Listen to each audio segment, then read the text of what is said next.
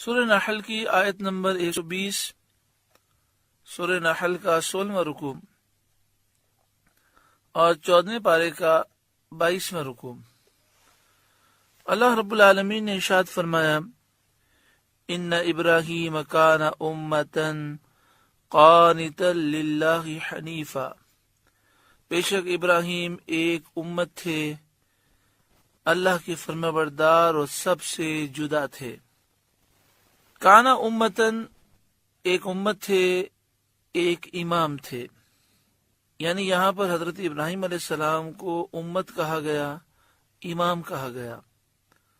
آپ نیک خصائل، پسندیدہ اخلاق اور حمیدہ صفات کے جامع تھے، یعنی اللہ تعالیٰ نے اچھے اچھے اخلاق، پیاری پیاری خوبیاں اور اچھی اچھی خصلتیں آپ میں جمع فرما دیں، یعنی گویا کہ آپ ایک فرد تھے لیکن آپ میں امت کی خوبیاں تھیں، اور آپ امام تھے کہ لوگوں نے آپ کی پیروی کی اور ان خوبیوں سے وہ مالا مال ہوئے۔ حنیفہ، سب سے جدا، یعنی دین اسلام پر قائم تھے اور ہر باطل سے جدا تھے۔ وَلَمْ يَكُ مِنَ الْمُشْرِكِينَ، اور مشرک نہ تھے۔ اس میں کفار قریش، کفار مکہ کو تنبیہ کی گئی جو اپنے آپ کو دین ابراہیمی پر سمجھتے تھے اور شرک کرتے تھے، تو فرمایا گیا کہ حضرت ابراہیم علیہ السلام تو مشرک نہ تھے۔ شاکرا لانعمہ، اللہ کے احسانوں پر شکر کرنے والے تھے، اللہ نے جو نعمتیں دی اس پر وہ شاکر تھے۔ زبان سے شکر کرنا، دل میں شکر کرنا، اللہ کی نعمتوں کی قدر کرنا، گناہوں سے بچنا،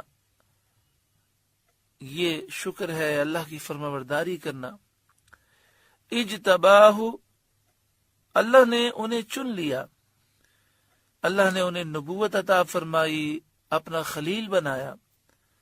وَهَدَاهُ إِلَى صِرَاطٍ مُسْتَقِيمٍ، اور انہیں سیدھی راہ دکھائی۔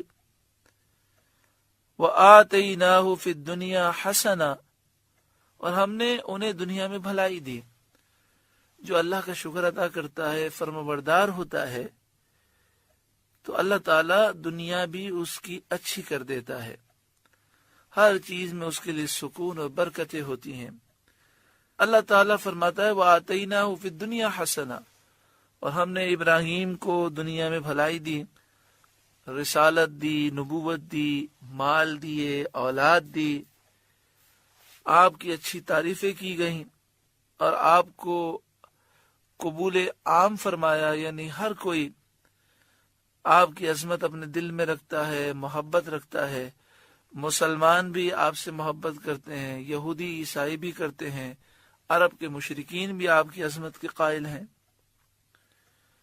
وَإِنَّهُ فِي الْآخِرَةِ لَمِنَ الصَّالِحِينَ، اور بے شک وہ آخرت میں شایان قرب ہے، یعنی اللہ تعالیٰ نے آخرت میں انہیں خاص قرب عطا فرمایا ہے۔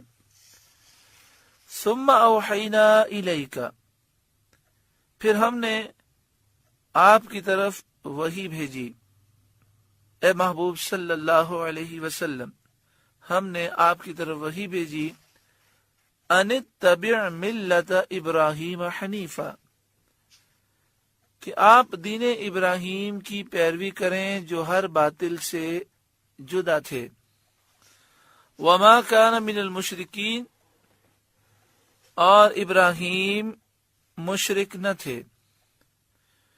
یہاں یہ فرمایا گیا کہ آپ دین ابراہیمی کی پیروی کریں، تو پیروی سے مراد یہ ہے کہ ابراہیم علیہ السلام کے جو عقائد ہیں اور جو ان کے دین کے اصول ہیں، ان میں موافقت کریں۔ دیکھیں، ہر نبی نے جو دعوت دی ہے وہ اسلام کی دعوت ہے، لیکن ہر نبی کے شریعت کے اصول مختلف ہیں، کسی میں شریعت کا انداز اور شرعی احکام کچھ ہیں، کسی میں کچھ ہیں۔ لیکن حضرت ابراہیم علیہ السلام کی جو شریعت کے اصول ہیں، نبی اکرم صلی اللہ علیہ وآلہ وسلم کی جو شریعت کے اصول ہیں وہ ایک ہی ہیں۔ تو یہاں اتباع سے مراد یہ ہے کہ آپ ان کے عقائد اور اصول دین میں موافقت کریں۔ سید عالم صلی اللہ علیہ وآلہ وسلم کو اس اتباع کا حکم کیا گیا۔ اس میں آپ کی عظمت، منزلت اور رفعت درجات کا اظہار ہے کہ آپ کا دین ابراہیمی کی موافقت فرمانا حضرت ابراہیم علیہ السلام کے لیے ان کے تمام فضائل اور کمالات میں سب سے اعلیٰ فضل و شرف ہے، کیونکہ آپ اکرم الاولین والآخرین ہیں۔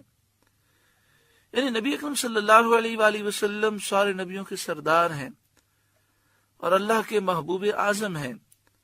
کائنات پوری اللہ نے آپ کے صدقے میں پیدا فرمائی، آپ کے لیے بنائی۔